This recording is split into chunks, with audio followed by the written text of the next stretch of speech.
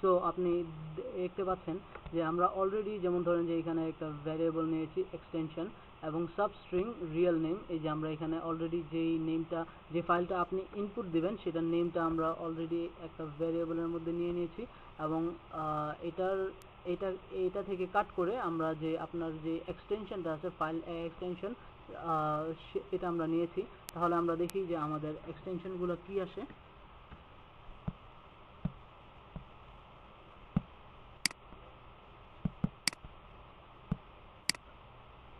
যে আমার এই ফাইলের এক্সটেনশন হচ্ছে জেপিজি। আমরা দেখি অন্য ফাইলগুলো নিয়ে দেখি ওগুলো কাজ করে কিনা। সাপোজ ধরেন যে আমরা একটা পিএইচপি ফাইল নেব,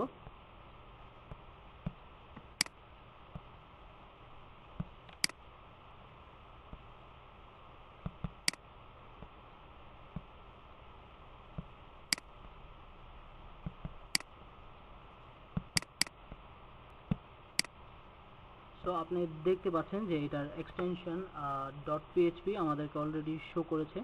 সো এখন আমরা যেটা করব যে আমরা এই এক্সটেনশনটাকে চেক করব।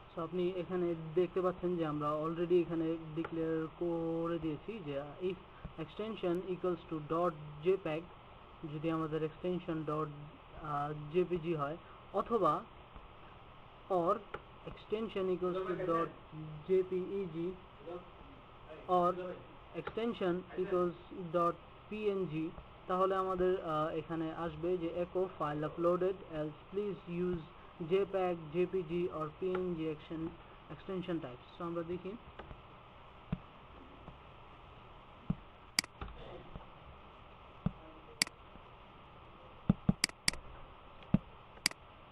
তো আপনি এখানে অলরেডি দেখতে পাচ্ছেন যে ফাইল আপলোডেড এবং এটা হচ্ছে আমাদের এক্সটেনশন .jpg এবং আমরা অলরেডি এখানে বলে দিয়েছি যে আমাদের এক্সটেনশন যদি jpg হয় অথবা যদি jpeg হয় অথবা যদি png হয় তাহলে সে আপলোড করবে অথবা সে আপলোড করবে না। সো আমরা একটা PHP ফাইল দিয়ে দেখি।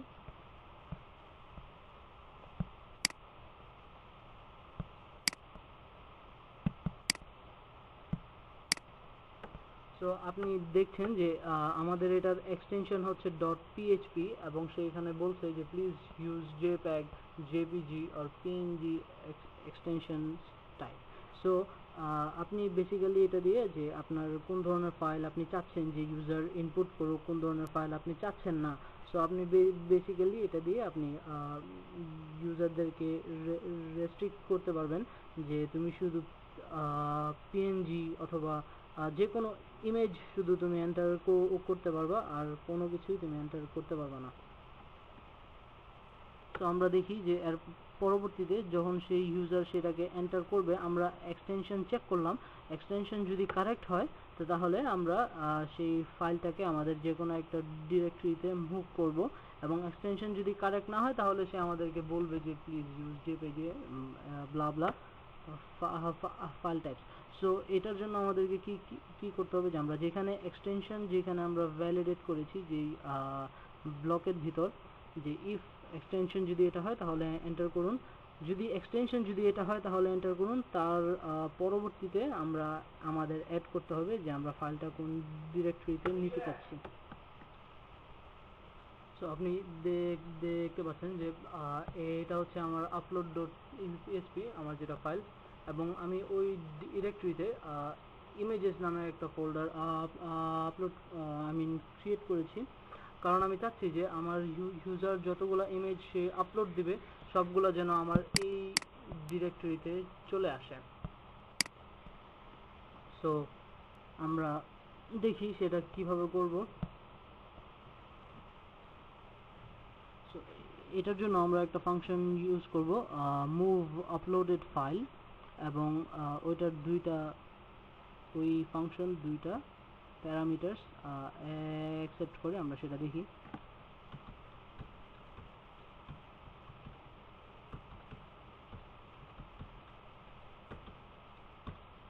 এটা হচ্ছে আমাদের ফাংশন মুভ আপলোডেড ফাইল, এবং এটা হচ্ছে দুইটা প্যারামিটার ইউজ করে। ফার্স্ট হচ্ছে যে আপনার টেম্পোরারি নেম, যেটা আমরা অলরেডি এখানে লিখেছি যে $_, কারণ আমরা অলরেডি আপনাকে বলেছি যে কোনো একটা ফাইল যখন আপনি আপলোড দিবেন তখন সেটা টেম্পোরারি ফোল্ডারে চলে যাবে। সো ওই টেম্পোরারি ফোল্ডার লোকেশন কিভাবে আপনি বের করবেন সেটা করার জন্য আমরা নেমটাকে একো করে আপনাকে দেখিয়েছি। সো মুভ আপলোডেড ফাইল হচ্ছে এমন একটা ফাংশন যেটা ওই ফাইলটাকে গ্র্যাব করে আপনার স্পেসিফাইড ডিরেক্টরিতে সে এটাকে মুভ করে দিবে। সো এটার জন্য আপনাকে যেটা করতে হবে যে আপনি কোন ডিরেক্টরি থেকে সেই ফাইলটাকে আপনি নেবেন, তার মানে সেটা হচ্ছে যে আপনার টেম্পোরারি যে ডিরেক্টরি ওটা, এবং কোন ডিরেক্টরিতে আপনি সেটাকে প্লেস করবেন। সো আমরা দেখি। সো আমাদের এখানে যেটা করতে হবে,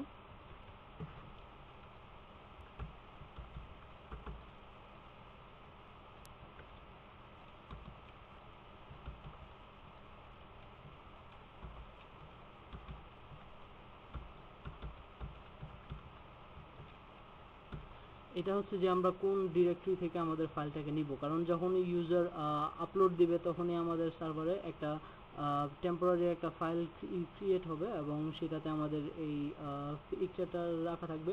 so files temporary name. So যেহেতু এটাকে আমরা মানে আগেই আমরা একটা ভ্যারিয়েবলে নিয়ে নিয়েছি এই যে $নেম, সো আমরা এখানে এটা না লিখে ডিরেক্টলি $নেম লিখতে পারি, অথবা আপনি যদি এটাও দিতে চান এটাও আপনি দিতে পারেন, that's not a problem.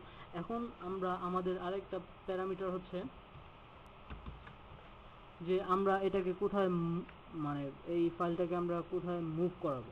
So আমি আপনাকে আগে বলেছি যে আমি অলরেডি একটা ফোল্ডার ক্রিয়েট করে রেখেছি ইমেজেস। সো আমি আমার ফাইলটাকে ওইখানে মুভ করব। বাট এইখানেও আপনার একটা কথা আছে, সেটা হলো যে আপনি যে ওকে মুভ করবেন ওর জন্য আপনাকে একটা আলাদা ফাইল নেম দিতে হবে। সো ফাইল নেমটা আমরা কি দেব? ফাইল নেমটা বেসিক্যালি আপনার যে কোনো ধরনের নেম আপনি দিতে পারেন। সাপোজ ধরেন যে priya.jpg এরকম টাইপ।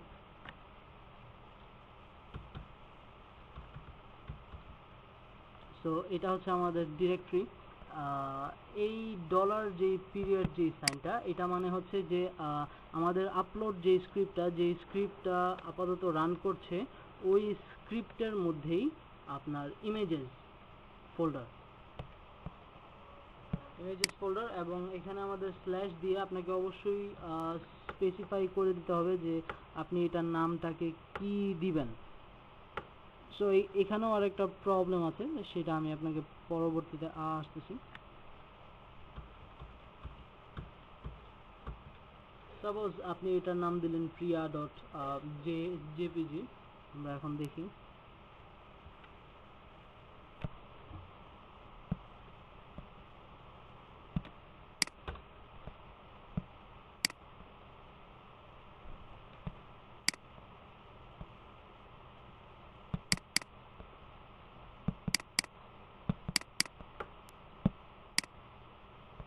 সো আমরা এখন আপনার যে ডিরেক্টরি ওখানে গিয়ে দেখব যে এটা আপলোড হয়েছে কিনা ইমেজেস, এই যে ডিরেক্টরি। হ্যাঁ, আমরা দেখতে পাচ্ছি যে আমাদের এখানে নতুন একটা ফাইল চলে এসেছে এবং যেটার নাম হচ্ছে priya.jpg। আমরা এটাকে ওপেন করে দেখতে পাচ্ছি যে এটা একটা ইমেজ। সো আমরা এখন অন্য আরেকটা ফরম্যাট দিয়ে দেখি যে আপলোড হয় কিনা। আমরা একটা PHP ফাইল দেই, আপলোড দেই। সরি, সেটা আমাদেরকে বলছে যে please use JPEG, JPG or PNG extension types. So এই যে আপনি এখানে দেখতে পাচ্ছেন যে এখানে আমাদের কোনো কিছু আসে নাই, কারণ সে অর্ধেক রাস্তায় ব্রেক করেছে, কারণ সেই আমরা যে ফাইলটা দিয়েছি সেটা ফাইল ভ্যালিডেশন কোয়ালিফাই করতে পারেনি, তাই সেটাকে আমরা মুভ করি নাই। সো এখানে আপনার যেটা আরেকটা প্রবলেম, যে আপনি কিন্তু আপনি বেসিক্যালি যেটা দেখেন যে আপনি কিন্তু ধরেন যে আপনি কিন্তু একটা ফাইল একটা ফোল্ডারে দ্বিতীয়বার রাখতে পারেন না।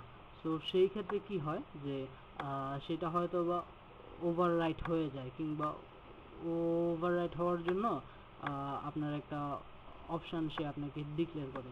সো সেই ক্ষেত্রে আপনি কি কি কি করতে পারেন, যে আপনার এই যে আপনি এখানে যে বললেন যে priya.jpg, এইখানে আপনি একটা ভ্যারিয়েবল দিয়ে আপনার নিজস্ব একটা নাম আপনি এখানে দিয়ে দিতে পারেন।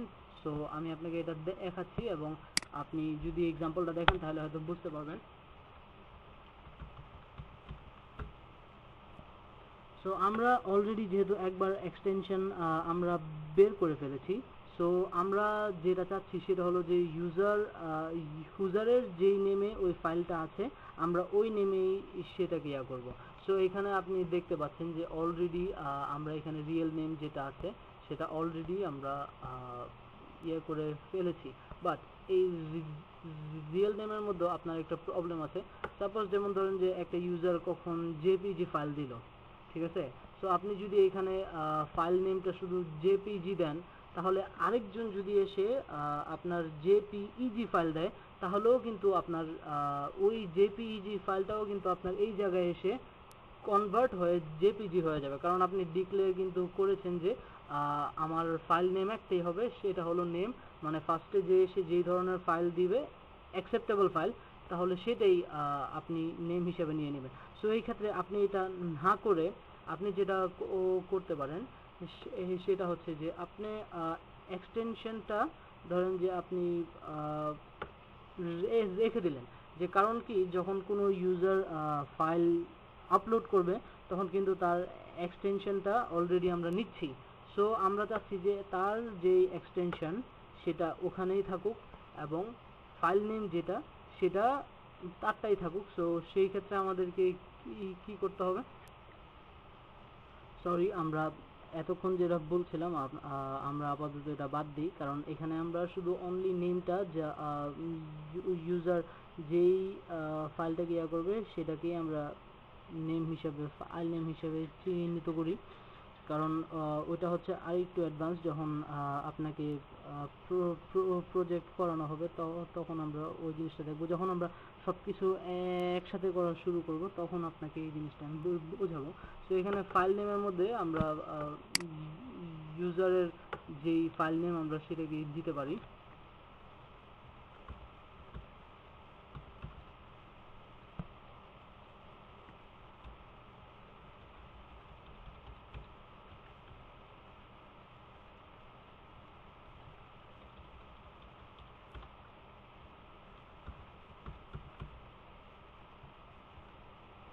তো আমরা এখন এটাকে আবার একটু চেক করে দেখি।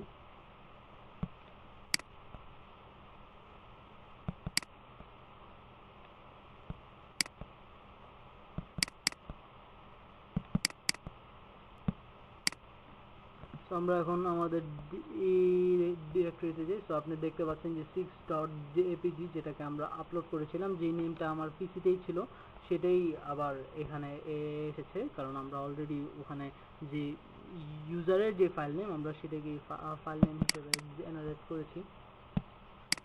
তো আমরা আবার চেক করে দেখি 1.jpg। তো আপনি দেখতে পাচ্ছেন যে 1.jpg। সো এটাই ছিল আমাদের ফাইল আপলোড। আপনার যদি কোনো প্রশ্ন থাকে তাহলে আপনি আমাকে করতে পারেন।